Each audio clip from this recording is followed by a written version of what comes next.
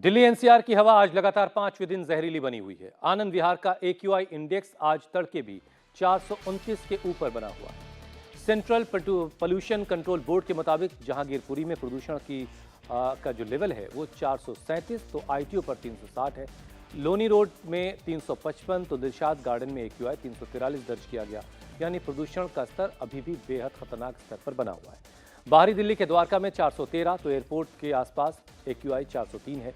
वहीं दिल्ली के जवाहरलाल नेहरू स्टेडियम के आसपास भी एयर क्वालिटी इंडेक्स 372 दर्ज किया गया। कुल मिलाकर आज 5वें दिन भी राहत नजर नहीं आ रही है। हालांकि दिल्ली में आज से 10वीं और 12वीं को छोड़कर सभी क्लासेस बंद कर दी गई हैं। जरूरी सेवाओं को छोड़कर बाकी डीजल की गाड़ियों पर भी रोक लगा दी गई है। कंस्ट्रक्शन के काम पर पाबंदी लगाई जा चुकी है। जगह जगह पानी का छिड़काव किया जा रहा है। इसके बावजूद हवा में जहर की मात्रा कम होने का नाम नहीं ले रही है। ये तस्वीर आप देखिए, दिल्ली के दो अलग अलग हिस्सों की तस्वीरें आपके सामने हैं। जगह जगह फॉगिंग मशीन से छिड़काव किया जा रहा पानी का, ताकि इससे डस्ट पार्टिकल जो हवा में उड़ रहे हैं उसकी संख्या में कमी आए, उसकी मात्रा में कमी आए। लेकिन AQI अब भी गंभीर स्थिति में है। हर साल की तरह इस साल भी दिल्ली की हवा जहरीली हो रही है। सियासत भी खूब हो रही है। दिल्ली सरकार इससे पहले पंजाब और हरियाणा से आने वाले पराली के धुएं को प्रदूषण के लिए जिम्मेदार बताती थी, लेकिन अब पंजाब में भगवंत मान की सरकार बनने के बाद वो इन आरोपों को सुनते ही आग बबूला हो जाती है। और बीजेपी के आरोप सुनकर दिल्ली के पर्यावरण मंत्री गोपाल राय नाराज हो गए। उन्होंने कहा कि जितना काम केजरीवाल सरकार कर रही है, अगर उससे थोड़े से हिस्से को के बराबर भी बीजेपी की सरकारें काम कर लेती तो दिल्ली NCR का दम नहीं घुटता। गोपाल राय ने कहा कि दिल्ली में धुएं के लिए पंजाब नहीं, हरियाणा जिम्मेदार है।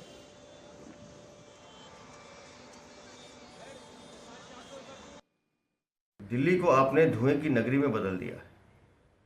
कल अकेले पंजाब में पराली के 3230 केसेस रजिस्टर्ड हुए, अकेले एक पंजाब में। लेकिन आप पंजाब के बारे में नहीं बोलेंगे क्योंकि वहां आपकी सरकार है। दिल्ली में लोगों का दम घुट रहा है, आंखें जल रही हैं, लेकिन आपके लिए राजनीतिक पर्यटन ज़्यादा ज़रूरी है। पिछले 9 सालों में प्रदूषण को लेकर आपने कभी कोई गंभीर चर्चा नहीं की। मैं बार बार कहता रहा हूं कि सिर्फ प्रतिबंध लगाने से प्रदूषण खत्म नहीं होगा, इसके लिए ठोस उपाय करने की जरूरत है। 1 महीने पहले दिल्ली की सरकार ने पटाखों पर प्रतिबंध लगा दिया और अभी तो दिवाली आई भी नहीं, पटाखे जले भी नहीं, तो फिर ये दिल्ली धुआं धुआं क्यों है?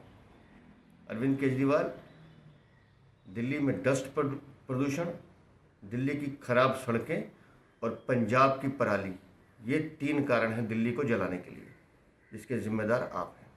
बीजेपी अगर इसी समय काम कर लेती ना, साल भर की तो बात छोड़ दो, तब भी ये नौबत नहीं आती।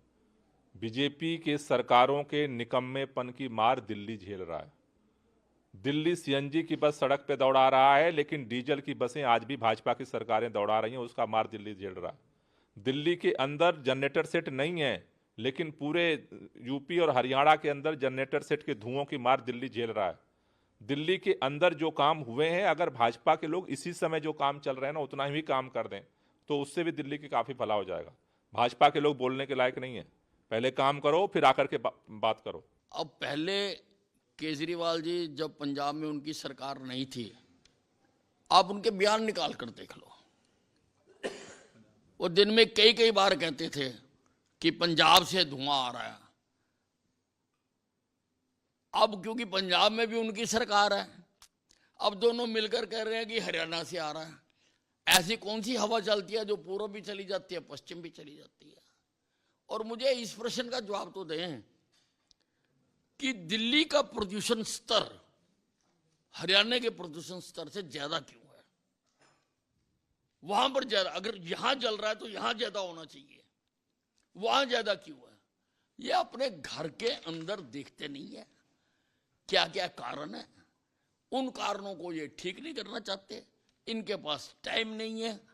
और जैसे जगलर अपने बयान बदलता है, वैसे से रोज अपना बयान बदल लेते हैं।